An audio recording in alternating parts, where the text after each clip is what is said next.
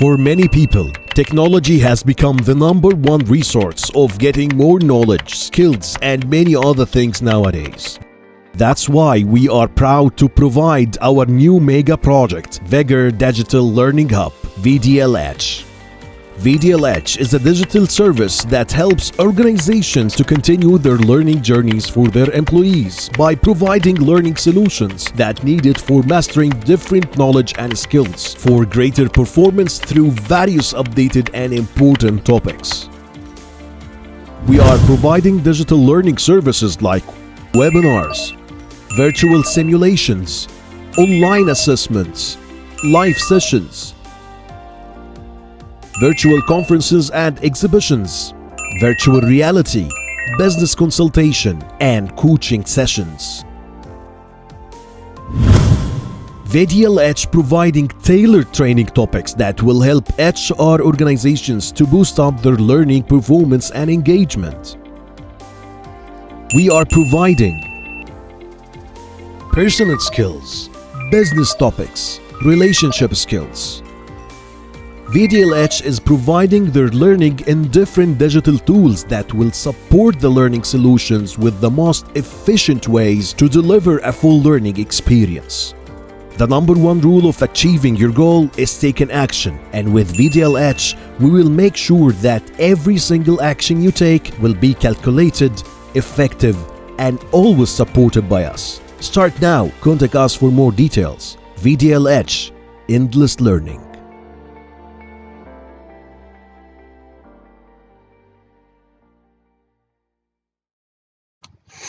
Hello everyone, and thank you so much for joining us today. Please type yes in the chat box if you can hear us well. Just before starting, I would just like to remind you, please feel free to ask your question in the chat box. Also, we will be running a 15-minute slides Q&A at the end of the webinar. As always, today is different. We hope you are having a clear mind and notebook with you. Today, you will get a piece of interesting information and hands-on experience.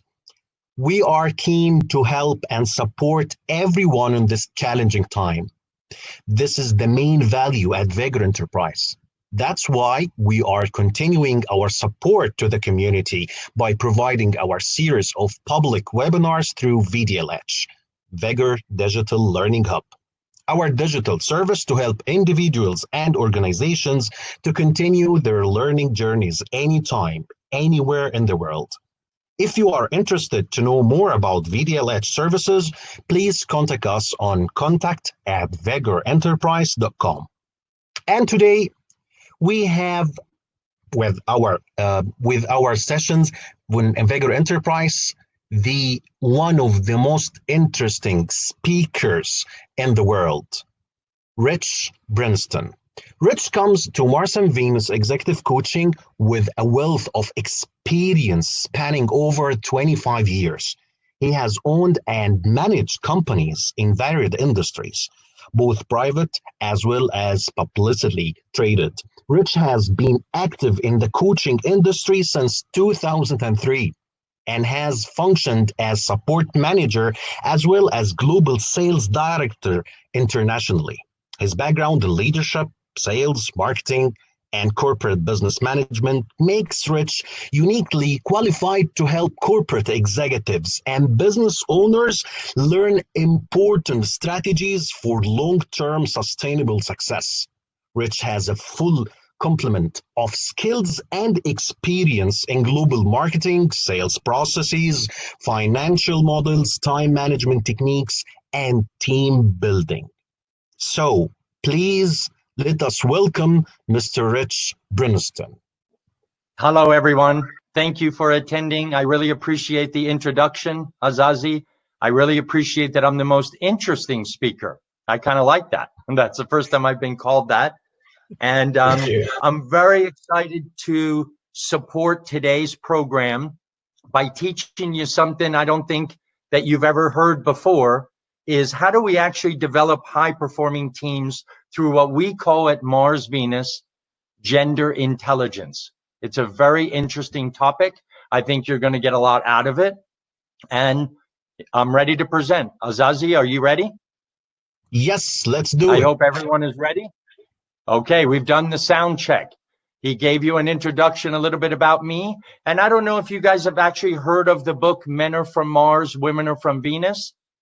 John Gray is my partner. I am the president and CEO here. And we actually have a very interesting relationship where he works on how men and women are different in relationships, in life, in everything other than business.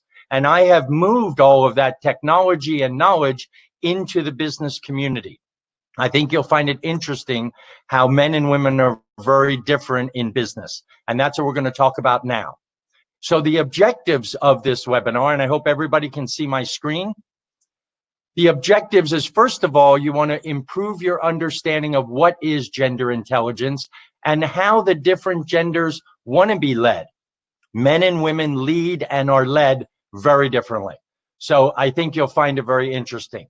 I also want to show you how gender intelligent executive coaching can be your competitive edge in business.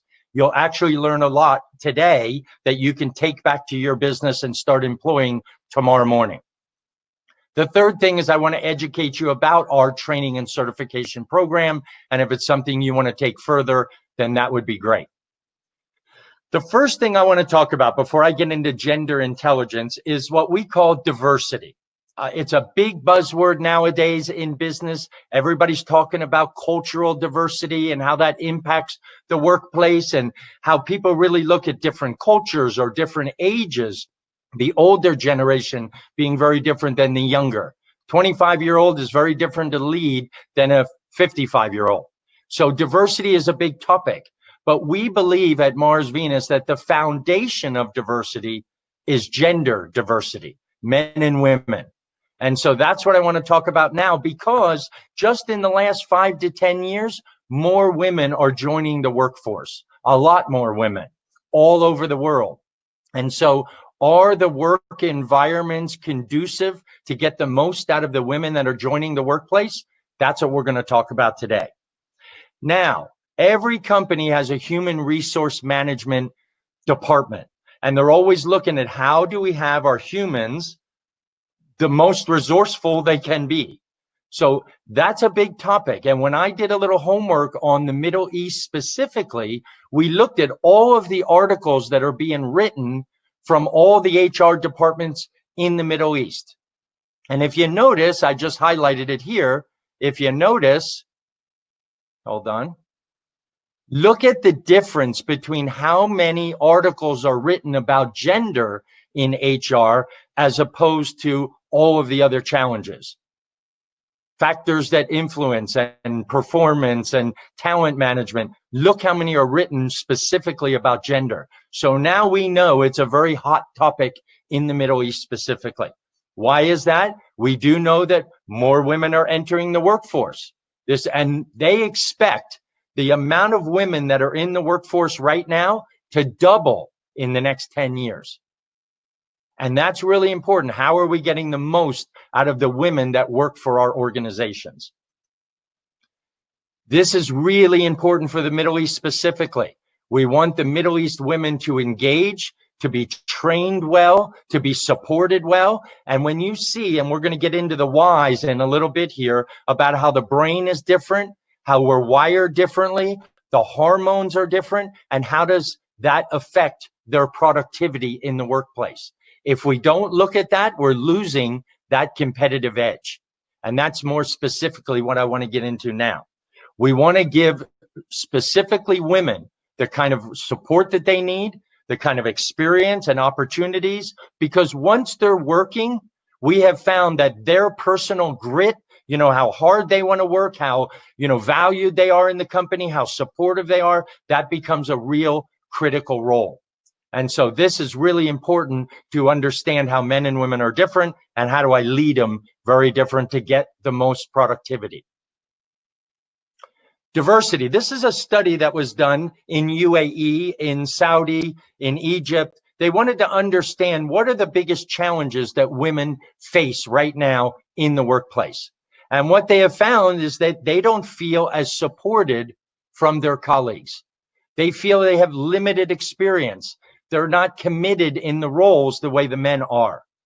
And believe it or not, as women grow older in their tenure, when they're with the company 5 years or 10 years, then they actually have higher levels of satisfaction than men.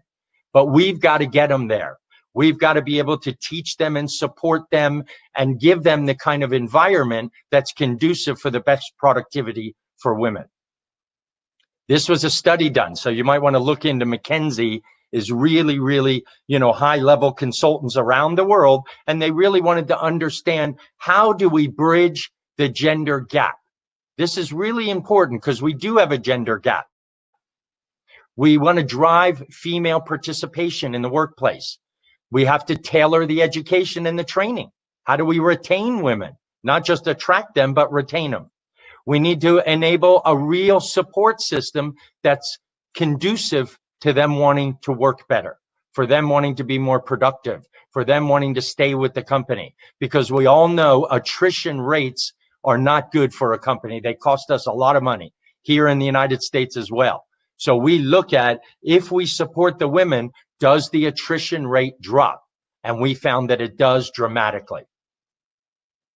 So let's talk about, what is gender intelligence. This is a very interesting word. And here at Mars Venus, we talk about it every day. It's the foundation of everything that we build. And what gender intelligence is, by definition, it's the ability to comprehend the distinguishing characteristics of men and women beyond the physical. We're not talking about how they're, sexually different. We're talking about their attitudes, their behaviors. How do they process information? How do they understand? How do they communicate? Really, really important.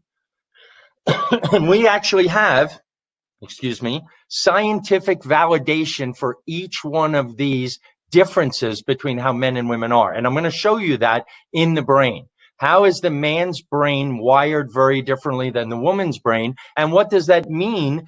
Once that you see how they're wired different, how does that translate into productivity? That's what I'm going to show you today. So it's understanding how men and women communicate differently. That's the first thing, because they do. And I know everybody on this call can agree with me that men and women are not always on the same page when it comes to communication. The second thing is they process information very differently. The third thing is they lead differently. If you have any women that are in executive positions, whether it's, high C-level or middle management or even lower management, how do they lead differently? Here's a big one. Men and women actually manage time very differently. Men and women cope with stress very differently. And believe it or not, that applies to right now. With everything that's going on around the world politically and economically and the corona and everything going on, how do men and women cope with stress differently? This is really important. And I only say that because the work environment itself is very stressful.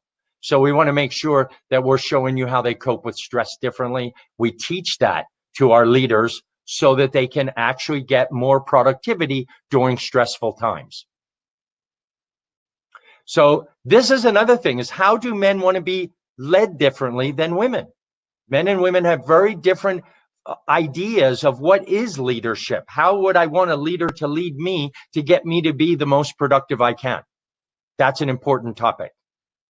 So gender-based behavior, how men and women, John Gray, the guy who wrote the books, who's my partner, he says that we're informed by nature. That means that we become a man or a woman, through our parents, whatever happened when we were born. And then society and culture help shape a lot of it as well. So the women and men in the Middle East would be a little bit different than the men and women in Europe or Canada or US or Australia. And we'll talk about some of those cultural on top of gender differences as well. So as I mentioned before, Men Are From Mars, Women Are From Venus is very, very popular around the world. We've sold over 50 million books. We still sell millions every year. It's been translated into 46 languages. I would recommend you buy one of them and read it. I think you'll be amazed at what it'll do for you, not just professionally, personally.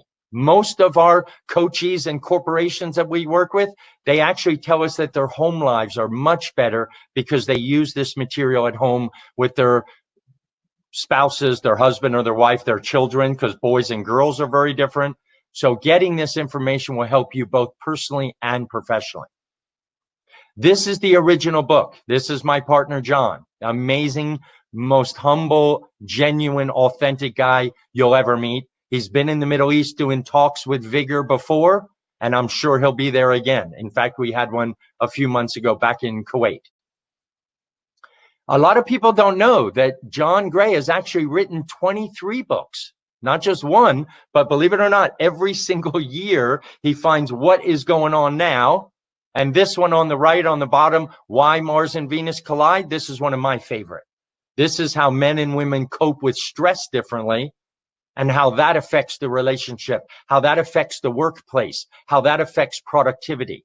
So you might want to look at the series of books and you'll see it'll change your perspective on how to talk to a man differently than how to talk to a woman. So let's talk about some of the benefits. Why would somebody want to know gender intelligence? Well, first of all, we think and act very differently. So this will enable us to understand why we think and act very differently.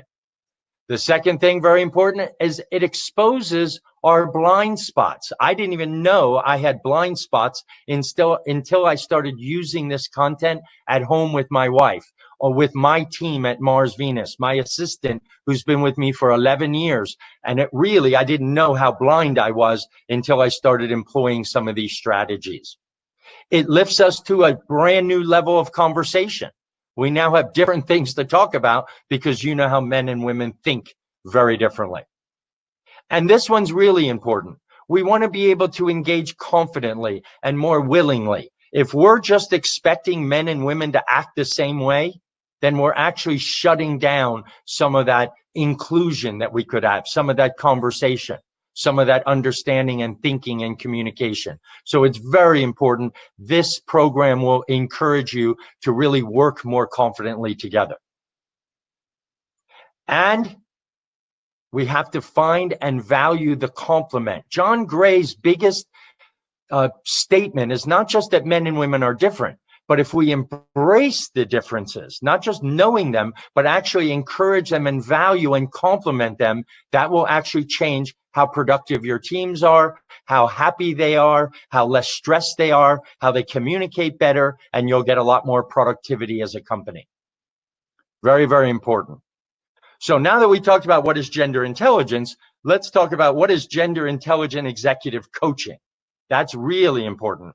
How men and women need to be managed, led, and communicate with differently in order for the employee, the manager, and the company to be more successful. That's our ultimate goal. So it's not just understanding the gender intelligence, it's how do we manage people with gender intelligence? How do we lead them? How do we communicate differently? And therefore, the employee is more productive, the manager is more successful, and the company is more profitable.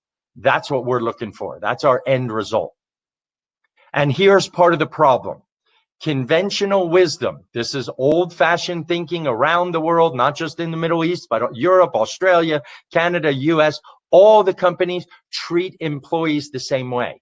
And that's one of the biggest problems, is that we're treating men and women exactly the same. You know, in cultural diversity, if you treat everyone the same, it's not as productive. Do they have the same aspirations? You're going to see when I start showing you parts of the brain and why we communicate and think differently, that men and women are at the workplace for very different reasons. And if we give them and supply those reasons, they are then more productive. We expect to work and communicate in exactly the same way, and we don't. We're expected to achieve their goals in the same way, and they don't. This is why we experience a breakdown in the workplace. The more women in the workplace, the more breakdown we have. And as I've said earlier, in the next 10 years, it's going to double. Therefore, if we don't have these skills, we're leaving a lot of money on the table. Here's a very interesting statistic, a survey that was done around the world. 9% of men say, I understand women. 68% of women say, I understand men. How do we lead women if we don't understand them? How do we communicate if we don't understand how they think? This is really, really important that we know not just the differences, but that we just don't understand each other. And I know that there has to be some married men on this call or married women on this call. Think about this statistic. Very interesting to me. So we're talking about gender intelligent executive coaching. One of the biggest problem is we're trying to fix women. I love that word fix, because a lot of women try to change men and men try to fix women to act less like themselves and more like men. That's not going to happen, because women are women. And if we actually treat them like a woman, you're going to see a whole different understanding. This perpetuates a cycle of misunderstanding. We say at Mars Venus, there's not two sexes, there's three sexes. There's the man, there's the woman, and there's the woman who acts like a man in order to be successful. Do you know women who act like a man in order to be successful work in the workforce much less time? Men typically 20 years they'll work in a corporate position. Women on average it's around 5, because they're trying to act like a man. The environment is very, and we're going to talk about this testosterone driving environment. We're going to talk about why that happens. But this is very important, is we don't want women to act like a man. We want them to do the task they need to do like a woman, so that they get more productivity out of them. So let's see if you guys are gender intelligent just right now. I'm going to ask everybody a question, and I'd like you to poll. Who do you think makes a quicker decision? A man employee or a woman employee? Male or female? In the workplace, who makes quicker decisions? Go ahead and take the poll. I'm just curious. Ooh, I like Paul's answer. Good job, Paul. You even gave a reason. And I'm not just going to give you the answer. I'm going to tell you why in a minute. Mayor, good. Anfa, good. Catherine, good. Ooh, I can see a lot of you have some gender intelligence in you. Good job. Parusuram, good. Interesting. I'm just reading the answers. Interesting answers. They're all across the board, just so I can tell you, looking at it, half of you are about men and half of you are about women. Paul's the only one who gave me a reason. Good job, Paul. Azaz, just let me know when you're ready. Yes, we have around from male perspective, we are talking about around 60%, and the female, we are talking about 40%. 40%, okay. Not bad on the poll. I will tell you now, though, the 40% of you are wrong. It's the men makes a quicker decision. We're going to talk about why. I'm not saying that women make a bad decision. They just take a little longer, as Paul said. And you, Muzaffar, men think about risk and women think about results. Very interesting. That's a very interesting. Let's talk about why men make a quicker decision, however. There's a part of the brain, and this is very interesting. It's called the corpus callosum, and it is the connective tissue between the left and the right hemispheres of the brain. If you look at the picture, you'll see that the brain is split down the middle. The left side of the brain is the logic centers. The right side of the brain is the creative centers. There is a connection, if you can see in that picture, between the left and the right hemisphere, and women 40% larger. So men tend to focus on one thing at a time. Women tend to multitask. So they can use both parts of the brain. I picture it like in the woman's brain, it's like the internet, like the super highway. Information is going back and forth between the logic and the creative side. So they're going to take a little bit longer to decide in making a decision. Men, I look at it kind of like a horse and buggy on a dirt road. On the left side of the brain, when they're being very logical, the creative side of the brain shuts down and goes to sleep. I'm sure every woman on this call will agree with me. And when they're in the creative centers, the logic side of the brain goes to sleep. They're only on one side of the brain at a time. So when you ask them a question, they just have an answer right away. And so it's very interesting to me how many of you got that, whether you knew the reason why is this thing called the corpus callosum. And in a leadership environment, you want to present facts to a male team member and get to the point very quickly, because they're not going to go back and forth in decision making. You want to get to the point, but with a woman team member, you want to start a business discussion with them, get the creative side, get the logic side, and then you can get them to make a decision based on what's in front of them. So they think very differently based on this thing called the corpus callosum. I find it fascinating. There's also another part of the brain. If you were to cut the brain in half from top to bottom instead of from left to right, women have, and this is very interesting, almost 10 times the white matter that men do. Men have 6.5 times the gray matter. Believe it or not, the white matter is what connects the gray matter together to help people make decisions. This is where you put everything together. Oh, I like Hassam, your answer. With women, decisions are more based on emotion. We're going to talk about that in a minute. Not 100%, but that's a good answer, Hassam. When women are considering everything, the white matter connects the gray matter together, and they have 10 times more of it. So they look at everything connected to everything else. When a woman is, for example, if you bring a woman into your office and you say, I'm going to give you a promotion, I'm going to give you a raise, you've done a really good job, you're going to move up in the ladder, you're going to make more money, you're going to get a promotion. If you ask a man, he's going to say, okay, I'll take it. That's what I'm here for. I want to make more money. I want to get a promotion. I'll take it. Instantly, he will make a decision. In a woman's mind, because everything is connected to everything else, because of this white matter, they have so much more of it, they're going to think, well, wait a minute, I do want this role, but how will that affect my kids? How will that affect my home life? What about vacation? Do I have to work longer? Will I be able to get home and cook dinner? Will I be able to be with the family? All of those considerations come into a woman's mind in leadership. And this is really important to know if you are a leader of men and women, how they're going to process whatever job or task you give them.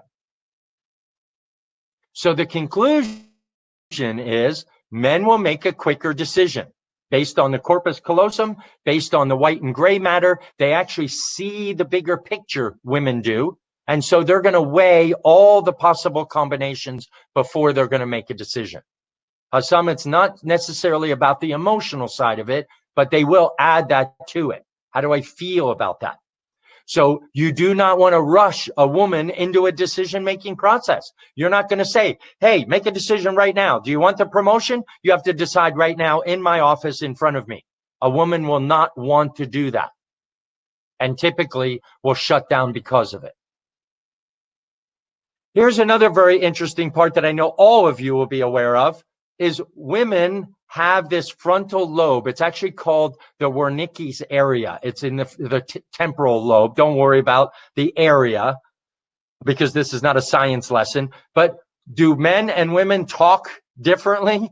Do they talk more or less? I've read studies where men talk on average about 6,000 words a day and women use about 12,000 words a day.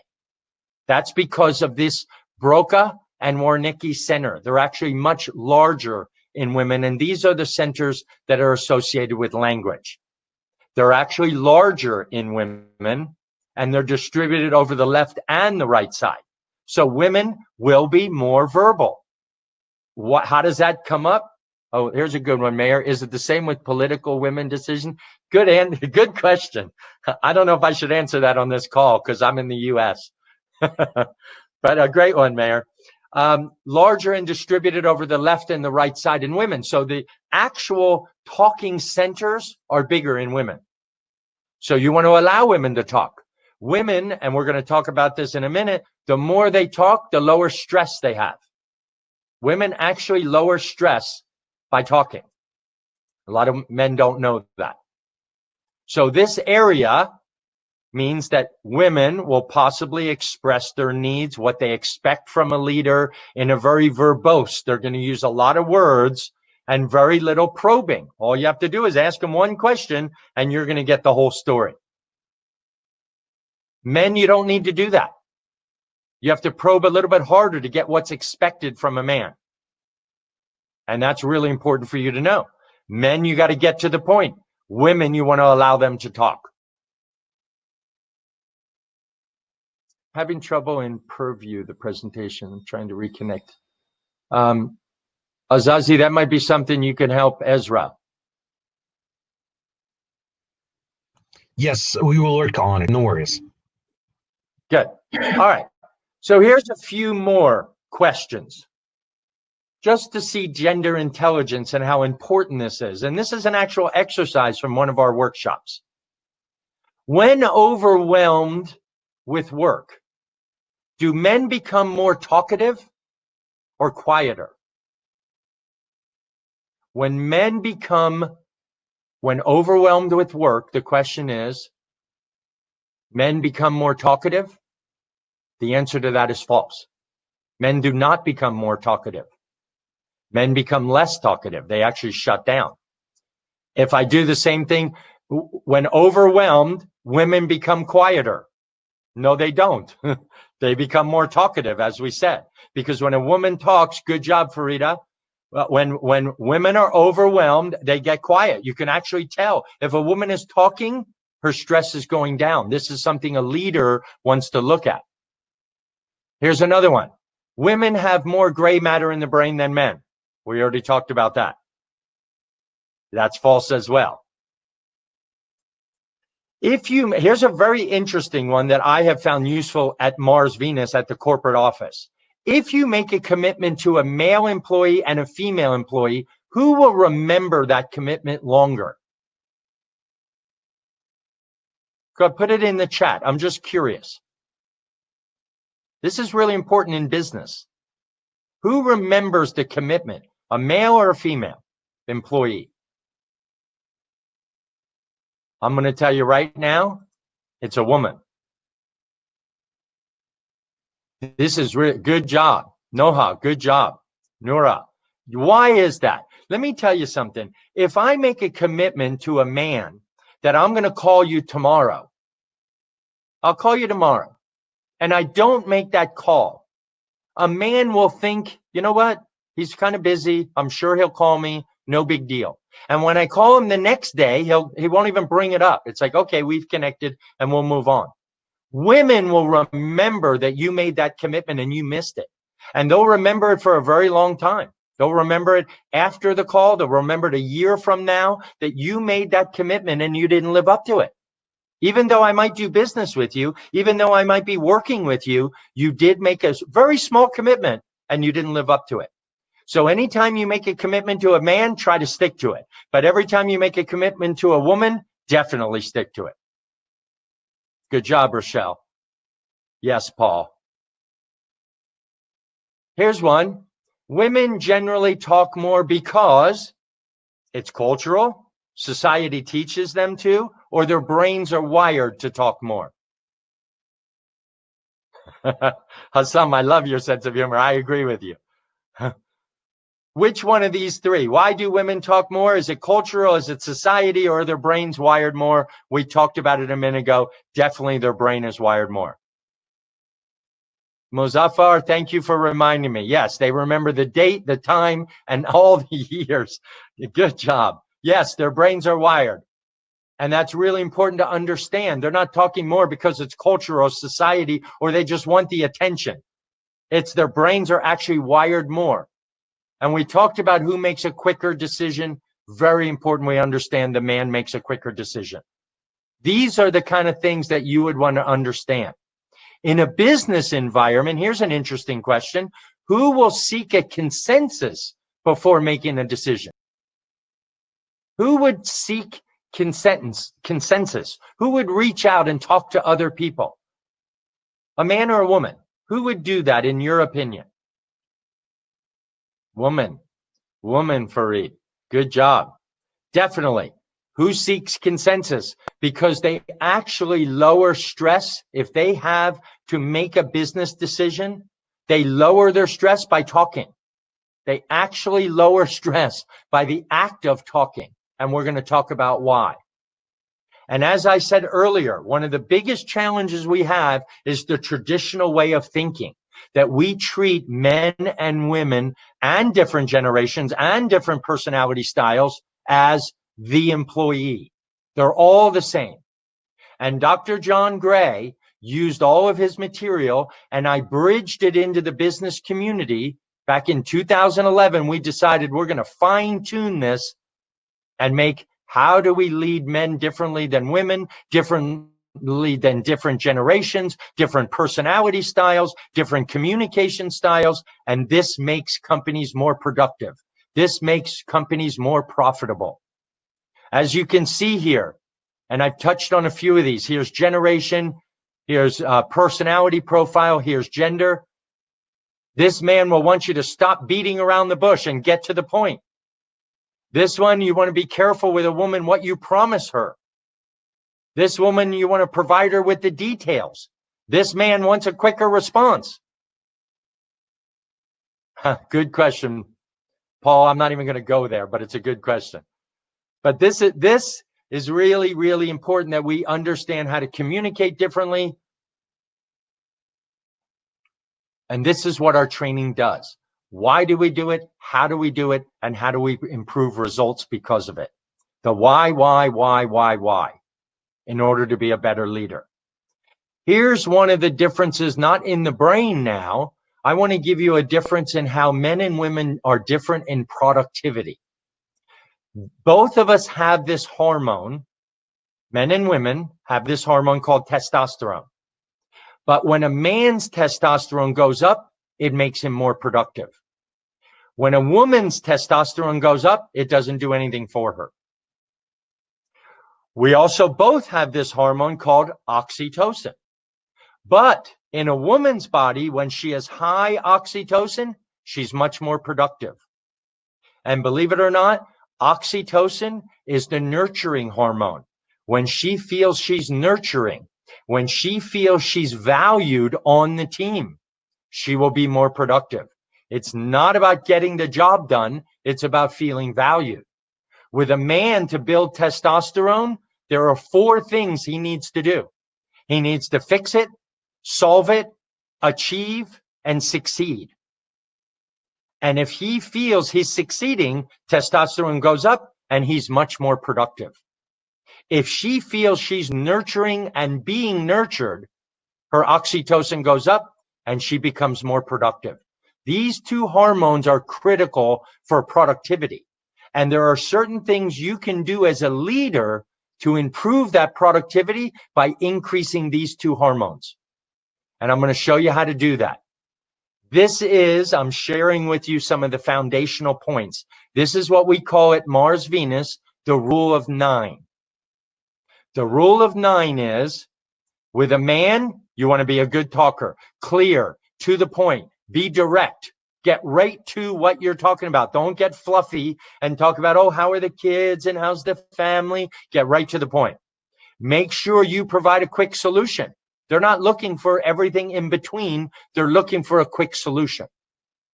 Make sure you're brief and you come to the point. Here's another important one. Point number 4. You want to dwell on the I. I, meaning, why should I lead you? I've been successful. I've run a successful company. I have the credentials. I've been there and succeeded at it. Men need to see that you have credentials. Men are very spatially oriented. So when you want to give them space to think. Anytime I'm in my office talking to a man, when I ask him a question, I lean back and I actually give him the space to think, not the time. And you want to explain how this particular task, whatever you're leading them to do, will meet their specific need. That's really important, and we show you how to do that. You want to show that you're knowledgeable. You want to have all the answers, and you want to show him how to be successful. If you do these, the man will be much more testosterone, and therefore much more productive. Now, this is very interesting as a woman. You need to listen to women with 100% attention. One thing you do not want to do with women is look at your watch while you're talking to them. Look at your computer. Look down at your phone. The minute you do that, oxytocin goes down. Make sure you do not rush into a solution, because remember, they're not rushing into a solution either. They're weighing all the different possibilities. Everything is connected to everything else, and they want to make sure that you're doing the same. They want to make sure that you talk and connect well. With most women, I do want to ask them, how is the family? How are the kids? How are you doing? Terrific. And then I'll get into whatever it is I'm asking them, whatever project or leadership role. You do not want to dwell on the I. Women do not care about your credentials. They don't care whether you're the CEO. They care about the relationship you're building with them. This is really, really important that you don't say, yeah, but I have the credentials. I've been successful, because women don't really care. And just like I said, men, you want to give them space. Women, you want to give them time, because women are time oriented. Men are spatially oriented. Explain the project or directive, how it will meet their needs, their overall needs, not like a man, their specific needs. Remember, they have this big corpus callosum that everything's connected to everything. So you want to make sure it's meeting all of their needs. You want to show respect to a woman. That's a big one. And a lot of men, oh yeah, I respect women, but it's not respecting women. It's how do you show your respect to women? I do this a lot in corporate coaching when I say, well, do you respect her? Oh yeah, I respect her. How do you show it? I get dead silence. Here's another really big one that I always try to do when I'm leading women. I never have all the answers.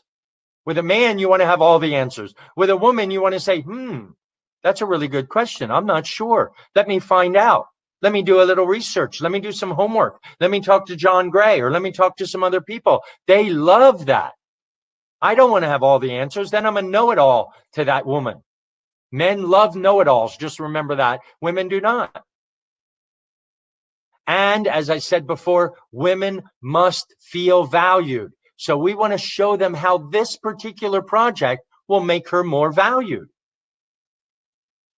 I hope you guys like this rule of 9 for men and women, because whether or not you take our course or you become a Mars Venus coach, which we would love you to be, this is important. This will get you results tomorrow morning. And I want all of you to have a copy of this after the presentation. So now that we've talked about gender intelligence, and now that we've talked about gender intelligent coaching, let's talk about for a minute what coaching is not. The first thing I want to be honest with you, coaching is not consulting. We do not go into a company and consult what they should do, how they should do it. We're going to write them a consulting report. That is not what we do. It is not training either. Training is just a transfer of information from one employee to another. And we find that training is okay, but typically 90% of whatever you train them goes in one ear and out the other. That's one of the biggest problems. Training just transfers the experience from one party to another. And we don't think that's a good idea. The third, and a lot of people don't understand, is mentoring. Mentoring is good. I mean, we're taking the older people that have more experience, and we can share that with, the group, and they can, get ideas and give advice and all that. But that's not coaching either. So I want you to know that coaching is not consulting, it's not training, and it's not mentoring. So what is coaching exactly? And that's part of the problem, is that it means different things to different people. Oh, a coach is going to be a cheerleader, and we're going to stand at the front door with pom-poms and get everybody excited. That is not coaching. I'm here to tell you what coaching really is. 1, clarity. Bringing people clarity. That's always step 1 in coaching. Because I will tell you something, and I get this a lot in coaching. Rich, I want to be successful. Okay, what does success look like to you? I don't know, successful. If you don't know what it looks like, you can't have it. After clarity is planning. Once we have the clarity, then we start planning. We craft a custom plan for that person one-on-one. And the third part, and most important, is accountability. Once we have clarity, then we plan, then we hold the employee accountable. This system, although it's simplified right here, is the process of coaching. And this is critical for you understanding. Now, what is executive coaching? It's really getting that same process, but we want sustained behavioral change. We want to get a real change long term. We want to transform the quality of the work, the productivity. This is not a one-time project. We want to change that person's life. And here's another very important part, is we're just not coaching them in the business, in their executive team. We're coaching them in their interpersonal skills. We want their personal life to be better. When we change their personal life, their business life gets much better. If you're having challenges at home, that's going to affect productivity. If you're having challenges in health or stress, that's going to affect productivity. This is really important that you understand that the person is a reflection of their work, and their work, therefore, is a reflection of them. And that's important in coaching. So the manager, as a coach, is literally growing the employee. I love this picture, by the way, where we're actually growing, we're watering, we're nurturing, we're teaching and bringing them clarity and teach them how to go from point A to point B and just make sure it's aligned with the company's vision. That's important to us. So the biggest difference between mentoring and training and teaching is the process that we use. This is really important, is we're not just directing employees what to do. That's part of the problem with management, is it's a directive approach. Just do this, complete the task, finish the work. That's not what we do. We want to align our coaching process with the project or the vision or the goals of the company. So coaching does follow a completely different path. I want to, and it's very interesting, a lot of people use the word motivation. I don't like to motivate. I like to inspire. Whether that employee is going to be with you for 20 years or 20 days, I want to make sure that whatever they're doing is aligned with their personal inspiration. So they're excited to do it, even if they're not going to be there long term. And that's a big difference. Inspiration is internal. Motivation is external. And that's important to us, to teach our coaches how to inspire people to want to do a good job and come back day after day. So we need our executive coaches to embrace these ideas. And this is really important. The rejection of the command. We're not going to command people to do anything. We have to believe in the potential of others. We have to consider the medium to long-term view. It's not just this project, it's being a team member. We want to focus on developing skills of the team because we want long-term results. This is not a quick fix. It's long-term results. And we want to involve everybody in the process. Very important that our coaches embrace these ideas. So why would executive coaching be critical to your organization? What value will it bring to you? And what we found through research, and this was a study done in the Middle East, this is by Rahim, and you can look this up, is recent trends in the demographics of the local population. We're talking about in the Middle East. Intensifies demand for talent. The changing aspirations of youth and women. Look who they're focused on. The youth, like I talked about, generation, and women. Men have been successful for a long time, but the limited application of sound talent management practices all make talent management issues even more challenging for organizations in the Middle East than in any other part of the world. Any other part of the world, it's needed most, according to this study. Here's another really big issue. Employee satisfaction is declining. We know that around the world, not just in the Middle East. We know that employee engagement is declining, not just satisfaction, but how many are really engaged the way they used to be 10 years ago. Retention is declining. That's a big one. That's something that I work on with corporations working with their employees is to make sure that turnover is increasing. I want to lower that number. So we actually measure it, because every time you lose an employee, it costs you in recruitment, in training, in working with that employee. And if you lose another one, it's going to cost you in hiring again and training again. Those costs outweigh anything you could do as far as corporate coaching. So we want to talk about that. Retention is declining.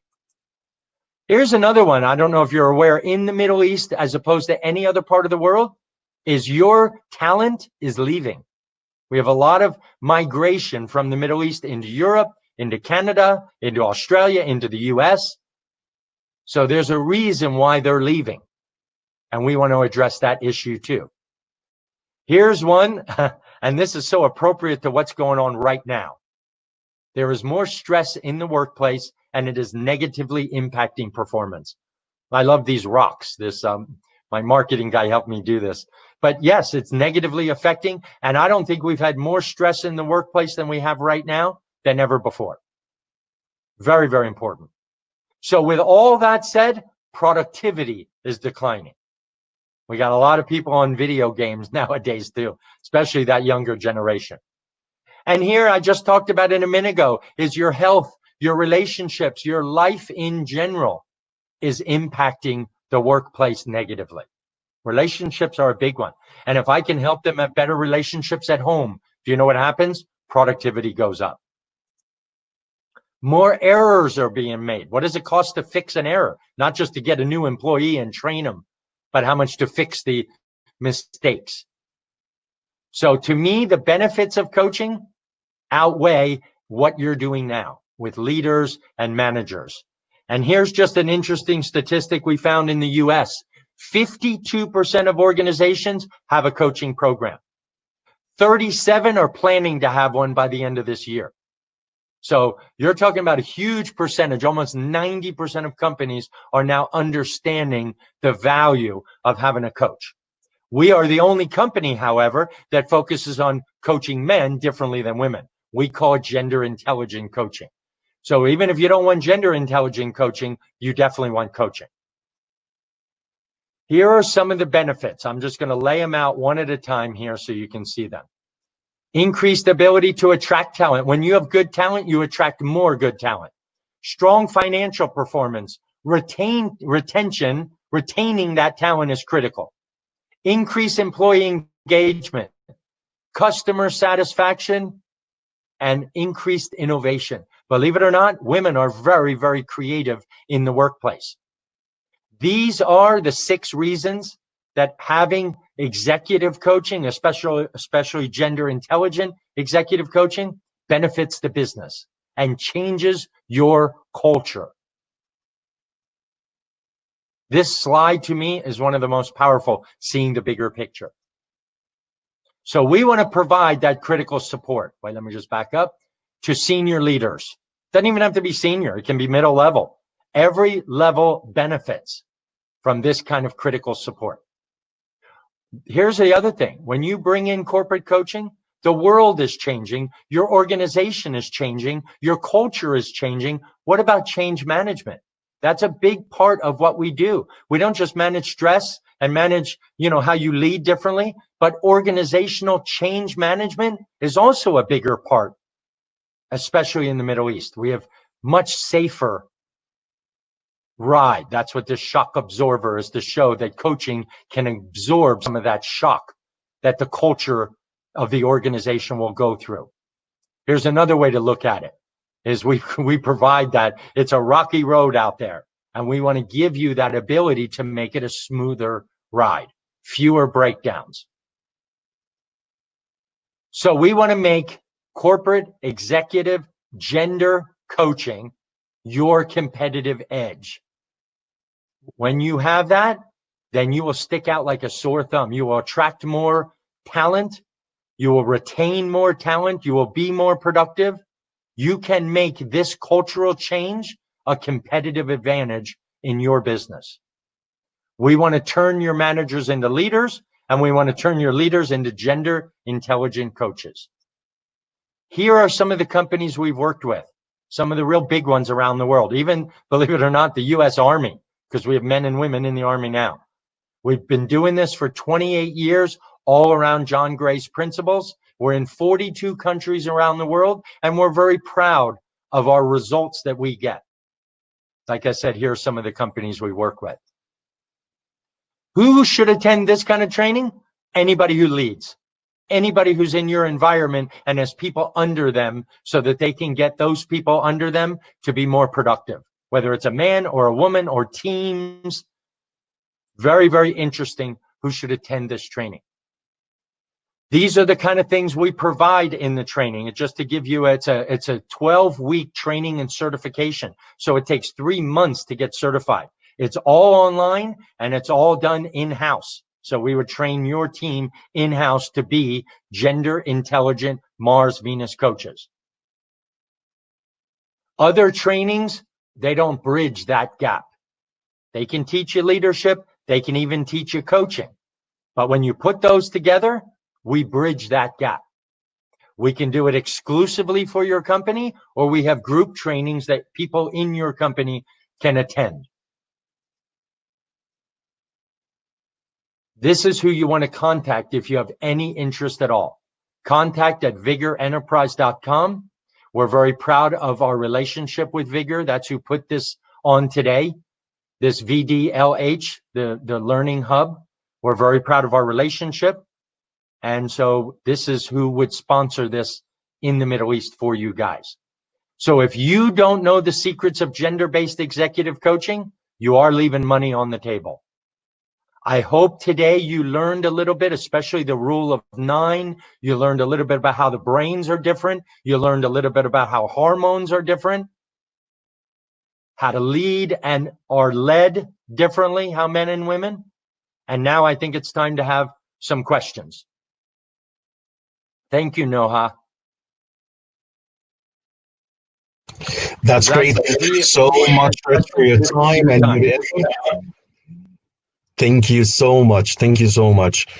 Okay, we have several questions right here to ask about it. How can we apply in the Middle East? It's from Muhammad. How can we apply the gender intelligence here in the Middle East, especially with the working remotely at the moment? Oh, well, what a great question. First of all, gender intelligence is gender intelligence, whether you're in the Middle East, whether you're in Australia, Europe, US, Canada. Women are wired this way and men are wired this way. And you want to be able to address them, whether it's digitally, online, or face-to-face. This is very important now because most people are working online. So the way you would address a woman sitting in front of you is the same way you would address them online, using the gender intelligent tools that we talked about. You can respect a woman online. So because of everything that's going on right now, I think it's very critical to use these, because if you can lower a woman's stress, she'll listen to you more. She'll be more productive. She'll have less stress. We definitely want to talk to women that it lowers their stress and raises this hormone called oxytocin. Ooh, good question. I got one right here, if you don't mind. How long does it take for gender intelligence? Sorry. Yeah, sure. How long does it take for gender intelligence training to impact my organization? This is from Scott. What an excellent question. I'm going to tell you right now, that's one of the best questions I've heard, because you know what the answer is? Instantaneous. I mean, literally, you start treating women differently, you'll start getting responses instantly different. What a great question. Thank you for that question. We have another question from Marwan Ahmed, and he is asking, can we apply the gender intelligence with our kids or not? Who asked that question? What's their name? Marwan Ahmed. Marwa, what a great question. Yes, absolutely yes. Boys and girls are different. I have a son and a daughter, and I definitely talk to my daughter very differently than I do with my son. My son, I'm direct to the point. My daughter, I'm bonding first. She's asking questions. I want to connect. because when she asks questions, her oxytocin goes up and she's listening. And now I talk to her as a dad. What a great question, Marwa. Yes, the answer is yes. That's great. That's great. So we have another question from Hassam Ahmed. He is asking that gender intelligence is important, but what about the differences in culture and traditions as well? You know, that's an awful good question. We want to take the cultural differences and we want to lay them on top, Hassam. So we don't want to negate those. We don't want to forget those. We just want to put them on top of a foundation. Underneath that foundation, a man is a man and a woman is a woman. But we want to be very respectful to the culture. When all of these points, rule of 9, have nothing to do with culture. We don't want in any way disregard the culture by using these rule of 9. They go hand in hand, Hassam. Excellent, excellent question. They go hand in hand. That is great. So we have another question from Muzaffar. What about having more blue-collar employees and less females in this level in Kuwait? When you say blue collar, do you mean blue collar? Collar, Yes. blue collar, like, you know, right, not executive level. Yes, exactly. Blue collar. I think Okay. he means blue collar. Blue collar. Yeah. Yes. Okay. Blue collar employees, it doesn't matter. It doesn't matter. Whatever level they are, the way in which you want a woman to be more productive, you have to talk to her the way a woman would receive that information better, because she thinks better. It doesn't matter the level, whether it's a blue collar. Yes, there are less females there, but the females that are there, are we getting the maximum productivity out of them on whatever level they are? Yes, you will have less females at that blue collar level, but it doesn't matter. If you have any, it's important. That's great. Ahmed, Another question. Yes, exactly. If you would like to read it, if you would read it, Rich, directly, it's fine. Yeah, this is a good one. Of my 30 years experience in the GCC, owners of the organization and GMs need to believe in your vision. Do I agree? Of course they do. Yes, they need to believe in the vision. But the way in which you get them to believe in the vision is very different for a man than a woman. Whatever that vision is, I want the man to buy in by talking to him this way and interacting with him and engaging him this way. And I want a woman to buy into that vision very differently. I want her to see the bigger vision. I want her to see why we're doing that vision. That's really, really important. What a good question, Ahmed. And yes, I agree. That's great. I think Maher have another question here. I think it's quite interesting. I think Middle East women are different from Western women because of different culture. Is there any way to make them more confidence in themselves by understanding the differences of them from men, starting from biology differences? The first part of the question is excellent.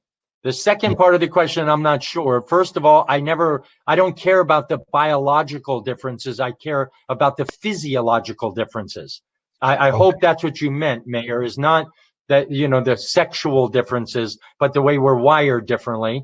And yes, it's almost the same question asked previously, is yes, Middle Eastern women are very different than Western women because of the culture, but getting them to have the confidence is the way in which you lead them. If I throw a project at a woman, she's not going to be as confident as a man. If I sit down and open up that project and show her how to do it and show her why we're doing this and how this project is connected to every other project we're doing and how she's going to feel valued by being involved with this project, that's the gender difference. Yes, I want to be culturally sensitive, but I also want to direct them and lead them and communicate in their gender. The way I do that with a man, he doesn't really care. Just tell me what to do and I'll do it. I don't need the whole story. The woman, I need the whole story to make her more productive. Great question, Mayor. That is great. We have another question, and it's from me, actually, Rich. No. Azazi, you don't get to ask questions. Okay, No, go ahead. I'm a little bit greedy right here. So I know that we have a great chance. So I have a lot of questions actually. So the thing is, is there any specific books or, for example, something related to neuroscience or something we need to consider when it comes to reading about the differences between men and women? Yes. Yes, there's two books I recommend. One is called Mars, Venus in the Workplace. It's an excellent book. It was one of those I showed earlier. It's called Mars, Venus in the Workplace. The second one is an excellent book. It was written by John Gray and another woman who's a gender intelligent, does a lot of surveys, is involved in the community with us. It's called Work With Me. Work With Me by John Gray. And That's you'll get great. a lot of tools and a lot of tips. Two excellent books. Great question, Azazi. Thank you Because so I'd much. love you to have that information, whether you take our course or become a certified coach or bring coaches in. Either way, I think it's important that you get that content from that book. Yes, and that was my second question actually related to the program that we could take, or what exactly the benefits from the Mars Venus Executive Coaching Program. You will learn gender intelligence inside and out. You will learn every level of it. You will learn how to apply it. I only gave a little bit of samples today. For example, the corpus callosum and the gray matter. I have a lot in the IPL, the limbic system, the amygdala. I think Ahmed earlier talked about women being more emotional, how to deal with that. The second book name, Ayman, is Work With Me by John Gray. Work With Me. 3 words. And so there's a lot of other areas of the brain. There's a lot of other hormones. There's a lot of leadership and communication and role play. And not only do you learn all that, but then we practice it week to week to week.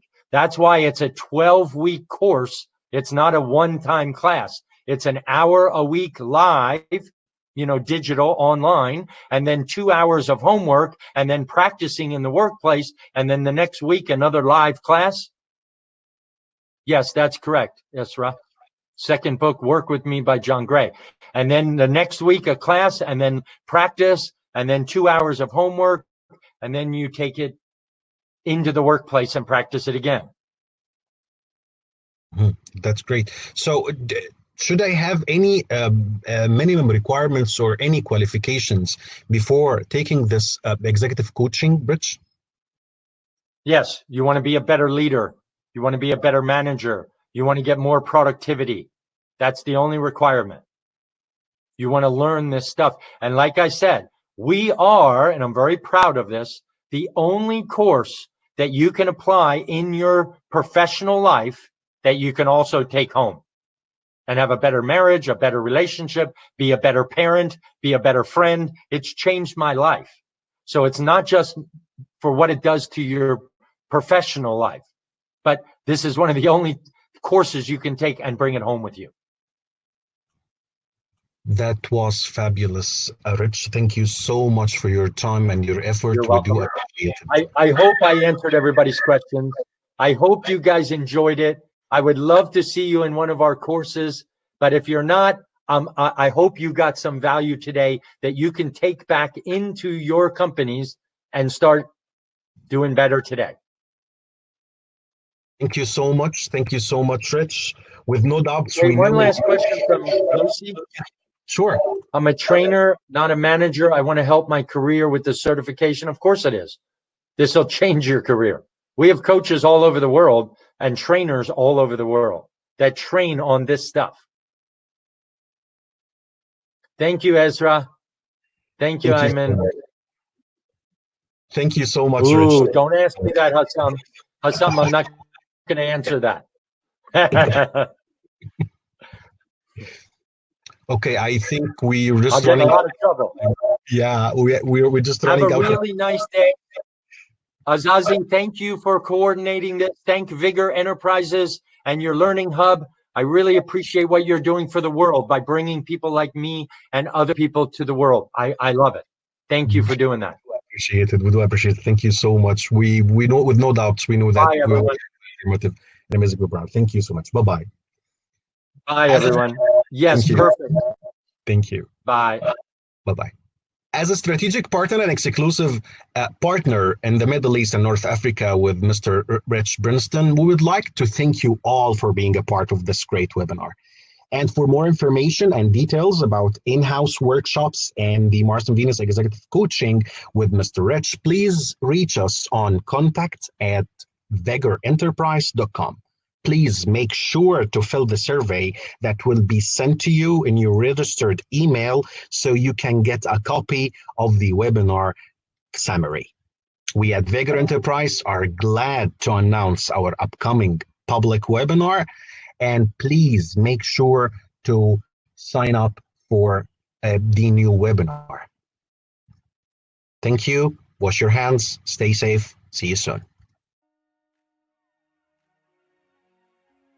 Businesses around the globe are having to rethink, apply a new think to the existing circumstances. And it isn't old ways are the best ways. They're not working. And that's exactly what we're going to deal with my webinar. How to apply new think to build a new future for yourself, well past the COVID crisis. This is temporary. It's surviving this, but thriving well beyond. So join me June 30th for my webinar, Creativity 5.0, New Think for a New Future, organized by Vigor Enterprises.